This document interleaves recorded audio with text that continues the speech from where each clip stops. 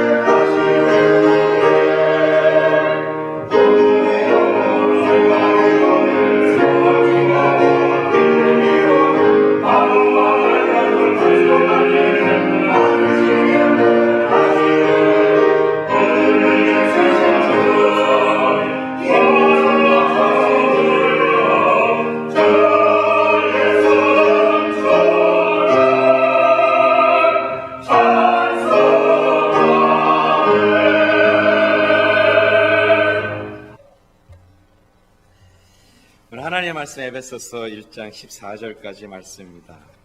오늘 저와 여러분들이 이제 새롭게 한 해를 시작하였습니다. 기쁨의 한 해입니다. 일주일 전에 주일은 이 멘탈 모드가 이제 끝난다라는 모드를 갖고 있다가 일주일 만에 이렇게 바뀔 수 있을까라는 생각이 됩니다. 지금은 단 7일밖에 지나지 않았는데 막 새롭고 막 희망이 있고 막 새로운 일을 시작해야만 하는 그런 생각을 듭니다. 하나님께서 우리를 참 신묘막측하게 잘 만들어 주셨다 이런 생각을 합니다. 오늘 이 신년 예배에 와서도 지난 일주일과 같은 멘탈을 갖고 생각을 갖고 있다면 지금 지쳐서 힘들고 막 이럴 텐데 우리에게 소망이 있고 이 한 해 동안 일하실 하나님의 그 일하심을 또 다시 바라볼 수 있는 그런 믿음을 우리에게 허락해 주신 하나님께 찬양을 드립니다. 오늘 특별히 감사한 것은 이 신년을 막 시작하는 그 준비를 위해서 이제 12월 말에 우리가 에베소서 말씀을 시작하게 하시고 오늘 그 말씀 안에 거하게 하시는 하나님 앞에 정말 감사를 드립니다. 특별히 에베소서의 말씀의 핵심이 뭐냐? 오늘 저와 여러분들의 교회 2013년의 선구의 말씀 또 에베소서의 말씀이죠. 3장의 말씀 그 옆에 그리스도 안에서, 그다음에 여기서는 그리스도를 믿는 믿음으로 말미암아 이렇게 되어 있습니다. 이게 오늘 에베소서의 주제이죠. 그리스도 안에서. 저 여러분들이 2013년을 살면서 그리스도 안에서 하나님의 큰 은혜를 누리고 그리스도를 믿는 믿음으로 말미암아 하나님 앞에 담대히 나가서 쓰임받는 능력의 한 해가 될 수 있기를 주님의 이름으로 축원드립니다. 오늘 그리스도 안에 있는 자들은 누구인가? 아마 지난 시간에도 우리가 말씀을 보았습니다. 그리스도 안에 있는 자들은 1장 1절에 보면 신실한 자다. 오늘 저와 여러분들이 2013년의 삶이 그런 신실한 삶이 되기를 소망합니다. 오늘 저와 여러분들이 오늘 1절에 보니까 구별된 사람이라 성도라 이렇게 말합니다. 오늘 바로 2013년이 그리스도 안에 있는 신실한 자로, 또 구별된 자로 그리스도를 믿는 믿음으로 승리의 발걸음을 옮기는 거룩한 한 해가 될 수 있기를 바라는 것입니다. 특별히 에베소서를 쓴 저자 사도 바울은 이 에베소서를 쓸 때가 언제냐 하면은 AD 60년, 62년 요 사이에 썼다고 성경학자들은 말합니다. 그 얘기는 뭐냐면 그가 로마에 가서 1차 투옥되었을 때 일이라고 말합니다. 자, 지금 이제 로마로 압송되어서 투옥돼 있습니다. 이 투옥은 뭐 감옥에 있는 건 아니지만 연금돼 있는 거죠. 그러니까 굉장히 불편한 그런 삶을 지금 살고 있습니다. 근데 이 투옥만 시작인가? 아니죠. 이 투옥되기 2년 전부터 그는 가이사랴에서 2년 동안 감옥에 갇혀 있었습니다. 그리고 그의 나이가 지금 60이 넘었습니다. 근데 지금 로마에서 이제 감금돼 있고, 그리고 이 감금되기 전에 2년 동안 그는 가이사랴에서 감옥에 2년 동안 있었던 사람입니다. 그럼 그것이 끝이냐? 아니죠. 그 전에 약 한 30년을 전도 여행을 다니면서 걷고 헐벗고 눈물을 흘리며 다른 사람 조롱받으며 핍박을 받으며 매를 맞으며 배가 파손되고 수많은 그런 인생을 한 30년 동안 산 거죠. 그리고 2년 동안 가이사랴에 투옥돼 있다가 이제 온 게 로마인데, 로마에 올 때도 우여곡절을 겪잖아요. 우리가 사도행전 28장을 보면 아는 것처럼 그 독사에도 물리고 배도 파손되고, 근데 로마에 와서 좀 투옥돼 있어요. 그리고 그가 이제 편지를 쓴 것이 에베소서인 것이죠. 그의 인생의 상태는 어떨까요? 만약에 저와 여러분들이 30년 동안 열심히 주님을 섬기고 막 열심히 살았건데 지금 2년 동안 감옥에 갇혀 있다가 또 1년 이 로마로 건너왔을 때 연금되어 있는 삶을 계속 이어간다. 저와 여러분 같으면 미칠 것 같아요. 변변해지를 못할 것입니다. 사도 바울도 기뻐할 수 있는 어떤 조건도 지금 갖고 있지 않습니다. 인생 다 드렸는데 30살 좀 넘어서 예수 만나서 인생 변화되어서 다 드려서 30년 동안 살았는데 결국 삶에 60년 넘으니 60살이 넘어서 결론이 감옥이다. 고작 내 인생의 대가가 감옥인가? 라고 생각될 때 이게 기쁠까요? 기쁠 수가 없습니다. 근데 사도 바울은 이 에베소뿐만 아니라 빌립보서를 그 감옥에서 로마의 감옥에 똑같이 쓰지만은 그때 강조하는 게 있어요. 기뻐하라. 항상 기뻐하라. 그렇게 말합니다. 오늘 에베소서 말씀의 1장 1절과 2절은 어떤 소개, 에베소서에 대한 어떤 인사 이런 이야기라면 에베소서 1장 3절은 구체적으로 에베소의 본문이 시작되는 첫 번째 구절이기도 합니다. 왜 그 단어가 어떻게 된가? 30년 동안 열심히 내 인생 바쳐서 결국 고작 감옥인가? 그게 아니라는 거예요. 이 3절 첫 단어는 이렇게 시작하는 것입니다. 찬송하리로다. 찬송하리로다. 에베소서의 본문이 막 시작되는 첫 번째 단어는 그의 30년 동안 넘는 인생의 결론이 감옥이고 답답하고 절망이고 고통이고 메마른 인생이었던 것 같은데 그는 3절의 시작을 이렇게 하고 있다는 거예요. 찬송하리로다. 상황은 낙심이고 절망이고 불평을 맞을, 원망을 해도 누가 뭐라고 그러지 않을 그런 상황입니다. 근데 그의 시작은 찬송하리로다. 그러면 사도 바울이 이거 말뿐인가? 편지를 쓰려고 우리도 편지 쓰는데 그 페이크 하잖아요. 좋은 것처럼 은혜 받고 사는 것처럼 속은 막 불불불 끄는데 그냥 좋은 글씨 이렇게 써서 말뿐인가? 말쟁인가? 말만 하는 사람인가? 근데 그렇지 않다는 거예요. 사도행전 16장에 보면 그가 그렇지 않다는 걸 알 수 있습니다.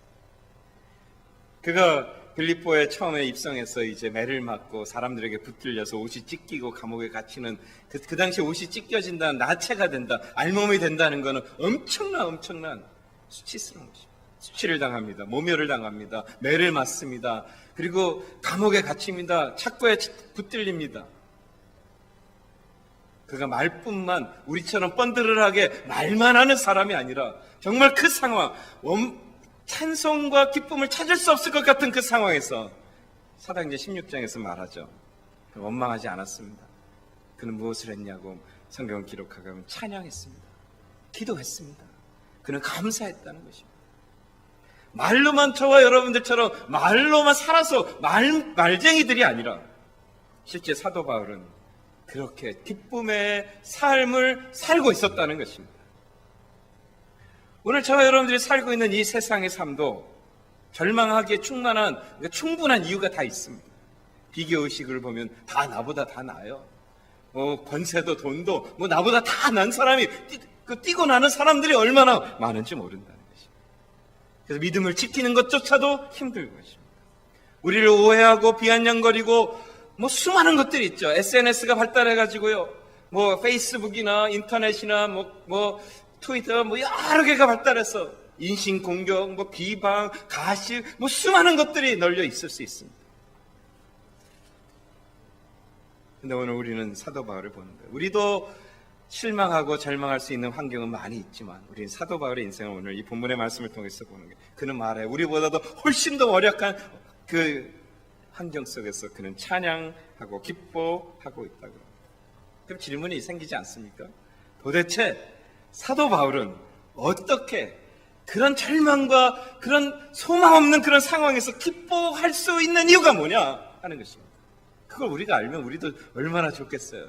몸이 아프고 환경이 집안이 어떻게 되고 사업이 어떻게 되고 교회가 어떻게 되고 인생이 어떻게 되어도 사도 바울이 어떤 상황에도 관계없이 항상 기뻐할 수 있고 찬양할 수 있는 그 이유를 우리가 알고 있다면, 우리가 똑같은 이유를 가지고 있을 수 있다면 2013년 환경과 뭐가 문제가 아니라 우리 항상 찬송하는 기뻐하는 인생이 될 수 있다는 것입니다.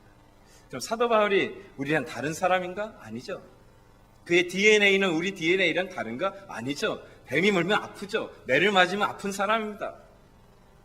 옷이 찢겨지면, 날씨가 추워지면 추울 수 있는 우리와 똑같은 DNA를 갖고 있는 사람입니다. 우리와 똑같은 성정을 갖고 있는 사람입니다. 그런데 그가 기뻐하고 있는 거예요. 그 기뻐하는 비밀이 뭐냐는 거예요.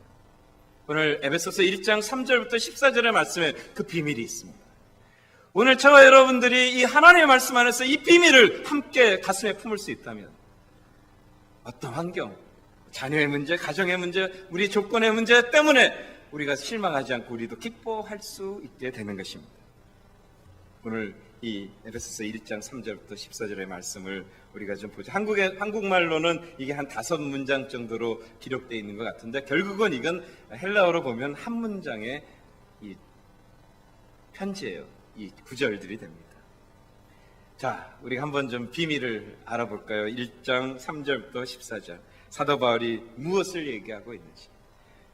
3절부터 14절에 사도 바울은 이 글을 어떻게 구성하고 있는 걸 통해서 오늘 우리에게 우리의 기쁨의 근원은 어디에 있는가에 대해서 이야기합니다.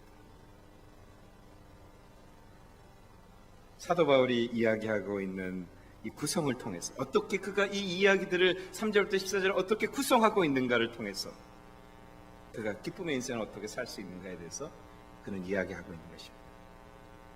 결론을 얘기하면 에베소서에서 이 사도 바울이 기뻐할 수 있었던 가장 큰 이유는 구원의 핵심이 있습니다.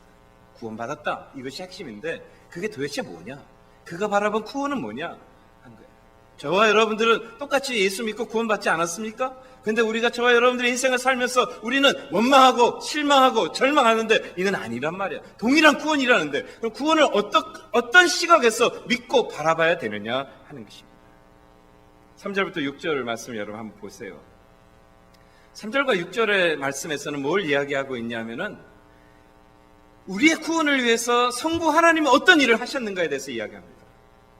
3절부터 6절까지는 우리의 구원을 위해서 성부 하나님께서 무엇을 하셨는가 이야기하고 결론 6절은 뭐라고 말하냐면 그의 은혜의 영광을 찬송하게 하려 함이라. 저와 여러분들을 위해서 성부 하나님이 구원을 위해 일을 하셨는데 그 구원의 목적이 있는데 그 목적은 저와 여러분들이 그 은혜의 영광을 찬송하게 하려 함이라 이렇게 말합니다. 7절부터 12절 두 번째 이야기를 하는데 그 7절부터 12절은 무엇을 말하고 있냐 하면 성자 하나님이 우리의 구원을 위해서 어떤 일을 하셨는가에 대해서 이야기를 합니다. 그리고 나서 12절의 결론은 뭔가요? 똑같아요. 앞에 부분은. 그의 영광에 찬송이 되게 하려 하심이라. 그리고 13절, 14절 두 절을 이제 설명을 하죠. 거기에 뭘 하나요? 우리의 구원을 위해서 성령 하나님이 무엇을 하셨는가에 대해서 이야기를 합니다. 그리고 14절 후반에 그냥 마지막에 앞에 성부, 성자와 동일하게 똑같은 이야기를 합니다. 어떤 역할을 했는지를 이야기를 하면서 동일하게 그의 영광을 찬송하게 하려 하심이라. 아멘.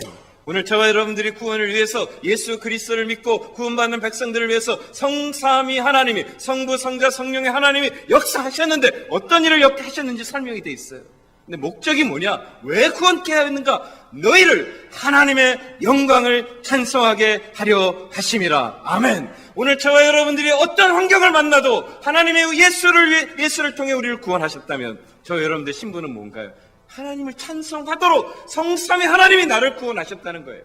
환경 이게 아니에요. 나는 찬송하는 인생이 되는 것입니다. 조건이 아닙니다. 우리의 무슨 관계가 아니라는 거예요. 저와 여러분들을 성삼위 하나님께서 구원하시기 위해서 이 기가 막힌 역사를 하셨는데 그 목적이 뭐냐? 이걸 잊지 마시라는 거예요. 그건 저와 여러분을 구원하신 목적은 그 끝은 찬송하게 하려 하심이라. 그러면 원망하잖아요. 이게 문제가 있는 것입니다. 그렇죠? 사도 바울은 찬송의 비밀, 그게 구원과 관련됐다고 이야기하고 있는 거예요. 지금. 구원과 관련된. 아까도 얘기했지만, 근데 우리도 구원 받았잖아요. 우리도 예수 믿는다고 얘기하잖아요. 성삼위 하나님께서 우리에게 일하신 거 알잖아요. 근데 우리는 2012년 지난 한 해를 되돌아보면 낙심하고 절망한 게 얼마나 많고 원망하고 가십하고 불평한 일이 얼마나 많으냐는 거예요. 우리가 겪는 일들이 이 사도 바울이 겪는 일과 비교해서 너무 우리가 크기 때문에 그런 거 아니죠. 비교하면 우리의 겪는 것은 사도 바울이 겪는 것과는 차원이 다른 아주 작은 것들이라는 것입니다. 근데 동일한 구원인데 어떻게 사도 바울은 그렇게 기뻐할 수 있는가? 오늘 본문에서 말씀하신 그 우리를 부르신 그 목적대로 그렇게 살 수 있는 그 이유는 뭔가 하는 것입니다. 그것은 그가 바라보는 구원에 대한 믿음이 있었기 때문에 구원을 어떻게 바라보고 있느냐 하는 것에 대해서 우리가 좀 생각해 봐야 되는 것입니다. 여러분은 구원받았습니다. 예수 믿으신 분. 그러면 여러분이 생각한 구원은 무엇입니까? 돈 버는 것입니까? 건강해지는 것입니까? 내 인생이 형통해지는 것입니까? 내 문제가 풀려지는 것입니까? 여러분이 생각하는 성삼위 하나님께서 역사하셨던 그 구원의 본질은 무엇입니까? 시편의 기자의 다윗의 이야기 시편을 보면 그런 이야기를 하죠. 내가 구원의 감격을 회복시켜 주시옵소서. 성령이 하나님 나를 도우셔서 구원의 감격을 회복시켜 주시옵소서. 오늘 성경에서 기쁨을 회복하는 사람들의 공통점이 하나 있어요. 구약도 그렇고 신약도 그렇고 구원에 대한 확실한 관념, 이 바라보는 시각이 동일했다는 것입니다. 그들은 어떤 환경이든지 그 구원이라는 것에 대해서 바라보는 시각이 똑같아요. 구약의 사람도 똑같고 신약의 사람도 똑같고, 근데 그들의 공통점은 기쁨의 삶을 살고 있는 것입니다. 오늘 3절부터 바울이 깨달은 그 구원이 뭔가에 대해서 설명하죠.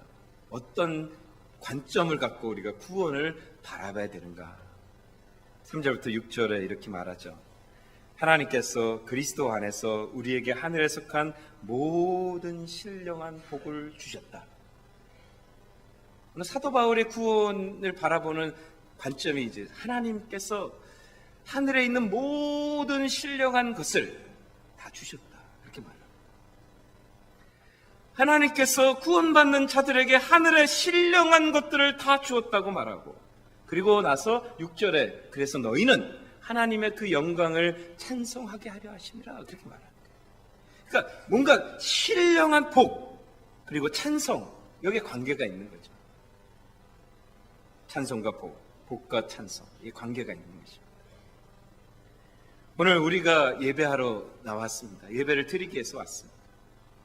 우리가 예배를 드리기 때문에 복을 받는 게 아닙니다. 우리가 예배를 드려야지만 복을 받는 게 아닙니다. 우리가 물질을 드려야지만 하나님께서 우리에게 복을 주시는 게 아닙니다. 여러분들이 기도하기 때문에 하나님께서 여러분들에게 복을 주시는 게 아닙니다.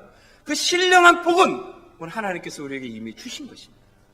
그래서 그 복을 가지고, 그 하늘의 신령한 복을 가지고 오늘 우리가 하나님 앞에 그것 때문에 감사하고, 그것이 너무나 벅차서 예배드리고 물질 드리고 인생을 드리고 우리 삶을 헌신하게 되는 것이라는 것입니다. 여러분, 오늘 이 말씀, 하늘에 신령한 것이 있다고 말하죠. 그러면 그 반대가 하나 있어요. 하늘의 반대는 땅, 신령한 복, 반대는 육신의 복이 있는 것입니다. 세상은 이렇게 두 가지가 나눠지는 거예요. 근데 하나님은 땅에 있는 육신의 복, 그건 저와 여러분들이 생각하는 거, 돈 버는 거, 맞죠? 건강한 거, 직위에 올라가는 거, 공부 잘하는 거, 땅에 속한 육신의 복, 여러분이 저와 여러분들이 제가 생각하는 복이 거기에 있는 거예요. 근데 오늘 하나님은 그게 아니라 하늘에 신령한 복을 주셨다 이렇게 말합니다. 그 복 때문에 우리가 찬송하고 기뻐할 수 있다고 말하는 것입니다. 또 그 복이 뭐냐는 거예요. 도대체 그 복이 뭐냐?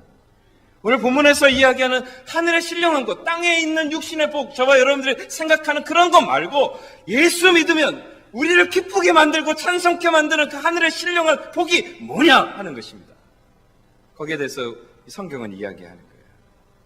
에베소는 두 가지를 이야기합니다. 오늘 본문에서 첫 번째, 하나는 신령한 복이 뭐냐?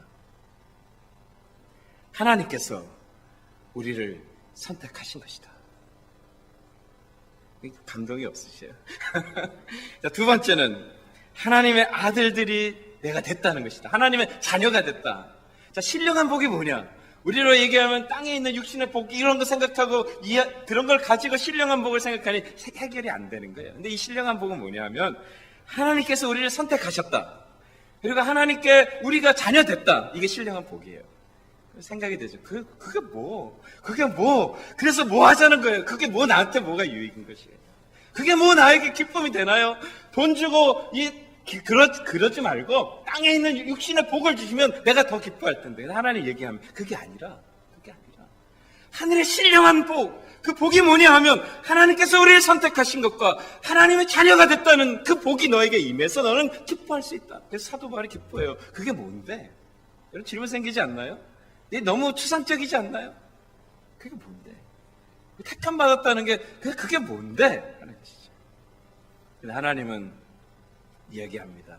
신령한 복은 하나님께서 택해 주셨다는 거예요. 제가 성장할 때가 60년대 말 70년대 초에 이제 국민학교를 다니고 중학교를 다니고 그랬습니다. 그때 잘 살지 못했죠.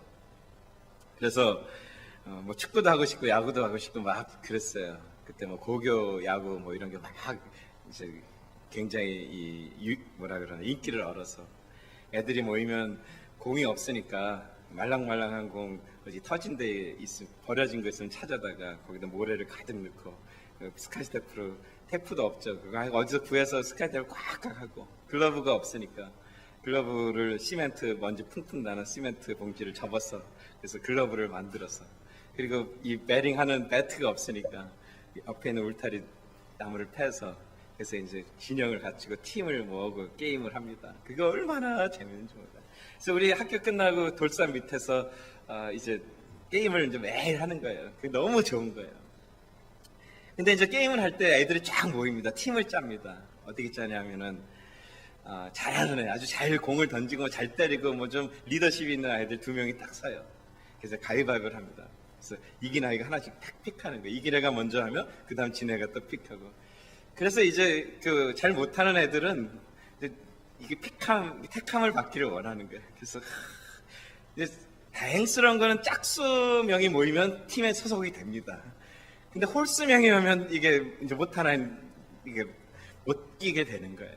그래서 그 게임이 끝나거나 그러면은 이제 이 잘 못하는 아이들은 물이라도 냉차라도 하나 사가지고 주고 다음에 나를 좀 이렇게 택해달라고 그런 이야기를 했던 생각들이 납니다. 오늘 왜 이야기를 하냐면 바로 하나님께서 우리에게 신령한 복을 주셨는데 저와 여러분들의 인생, 죄인의 인생의 심령 속에는 버림받는 아픔이 있는 것입니다.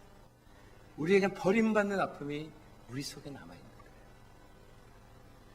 문제 발생에 청소년들을 상담하고 결론이 나오는 대부분의 이야기는 뭐냐면 아이들이 어머니를 죽였다. 아이들이 비행을 했다. 그들의 상담한 결과를 보면 그들의 인생의 결론은 이게 불만인 거예요. 나는 정말로 부모에게 인정받고 싶습니다. 나는 정말로 부모에게 인정받고 싶습니다. 근데 인정해 주지 않아요. 오늘 여기 앉아있는 부모님들도 마찬가지일 것입니다. 오늘 여기 앉아있는 부모님들도 여러분 자녀를 얼마나 인정하고 얼마나 칭찬하고 얼마나 소중히 여기고 있나. 사실은 아닌데 사랑하고 있는데 표현이 잘 안 되는 거죠. 문제 아이들의 가장 큰 문제, 거절당하는 아픔입니다. 저도 있고 여러분도 있을 것입니다. 부모님이 나 한 번만 칭찬해주면, 부모님이 나 한 번 인정해주면 얼마나 좋을까.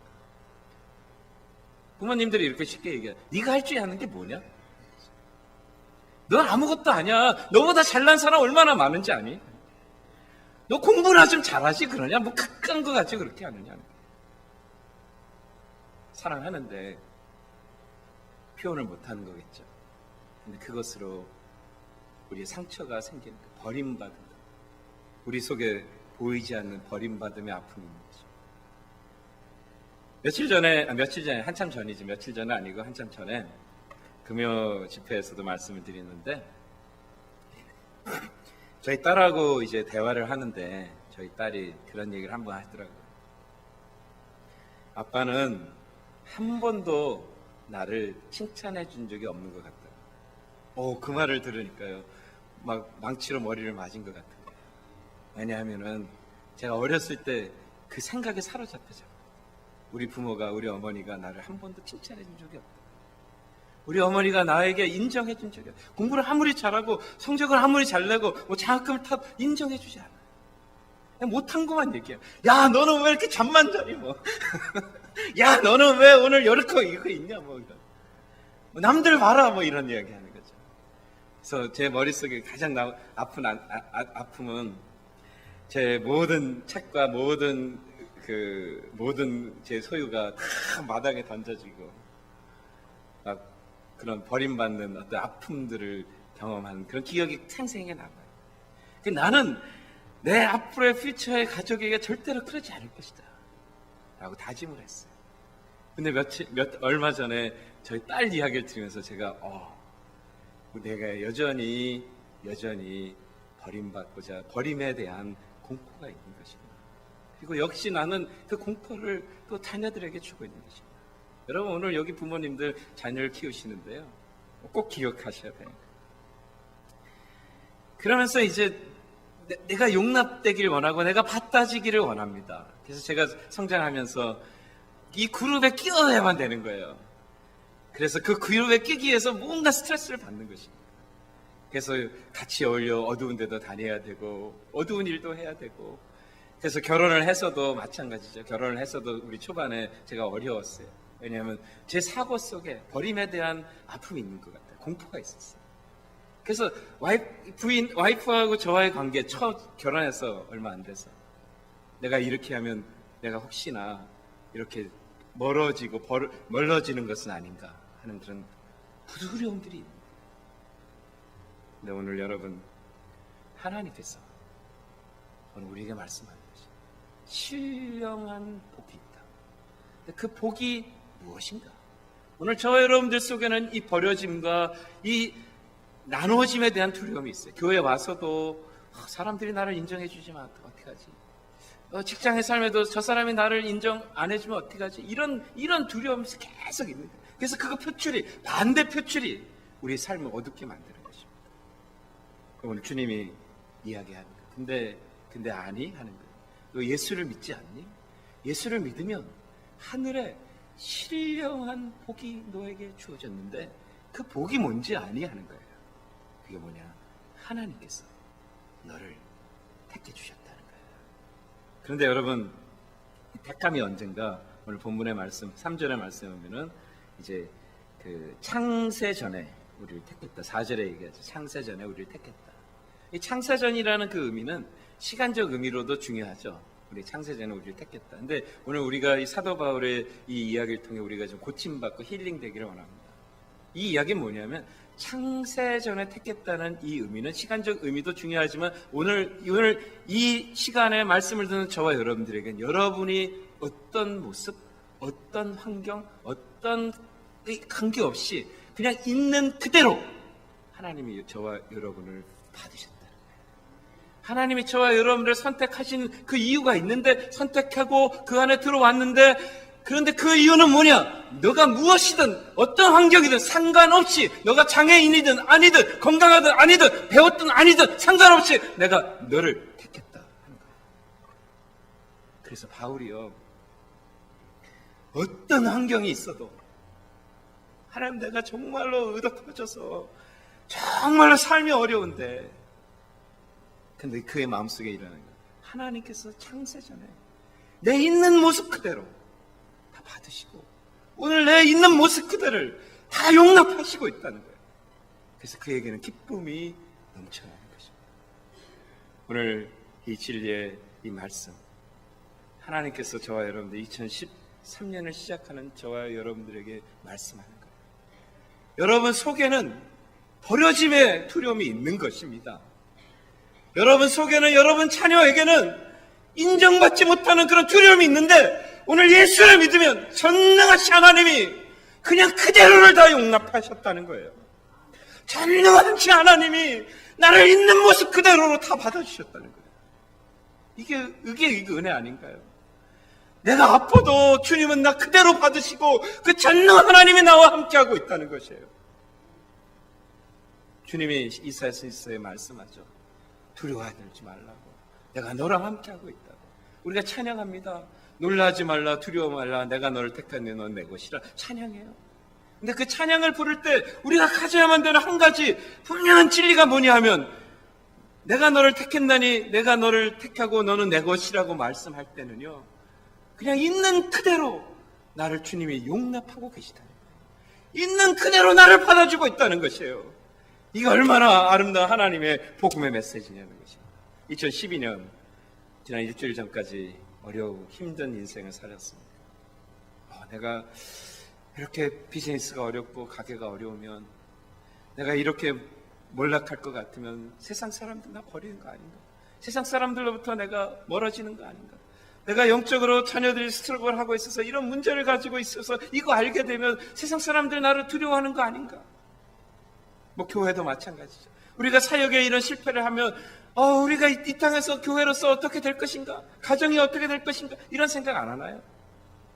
주님이 말씀하는 거예요. 걱정하지 말라. 두려워하지 말라. 나는 너 모습 그대로를 다 알고 있고 그대로를 받으셨고 그대로 너를 인정하고 내가 너를 선택했고 내가 너와 함께 하겠노라고 말씀하시는 거예요. 예수님이 제자들에게 말합니다. 세상 땅끝까지 내가 너와 함께 하겠노라. 그 함께 하실 때는요, 오늘 이 말씀이 있는 거예요. 있는 너의 모습, 쓰러져도 괜찮아, 장애인이라도 괜찮아, 건강해도 괜찮아, 그건 문제가 아니라는 거예요. 오늘 이것이 2013년을 시작하는 첫 주일 아침에 주님께서 우리에게 주시는 하늘의 신령한 복인 것입니다. 이제 두 번째로 하나님의 자녀가 됐다는 것인데, 오늘 여기까지만 할게요. 왜냐하면 성찬을 또 해야 돼요. 이제 다음 주는 신년 영성 집회니까 그 다음을 기대하시고, 우리 하나님의 신령한 복이 무엇인가 관심이 가잖아요. 여러분, 사도 바울이 의도 터지고 막 몸이 비틀어지고 옷 벗겨지고 매맞고 막 그래도 기쁘다고 말할 수 있는 그 이유는, 전능 하나님이 나의 있는 모습 그대로를 받으셨어요. 나를 용납하시고 나를 사랑하시고 나와 동행하고 계시기 때문이라는 것이에요. 우리 2013년 그 하나님은 사도 바울만의 하나님이 아니라 바로 저와 여러분들의 하나님이신 것입니다. 오늘 그 하나님을 푹 안기셔서요. 오늘 멋지게 2013년 승리하시는 저 여러분들이 되실 수 있기를 주님의 이름으로 축원드립니다. 기도하십시다.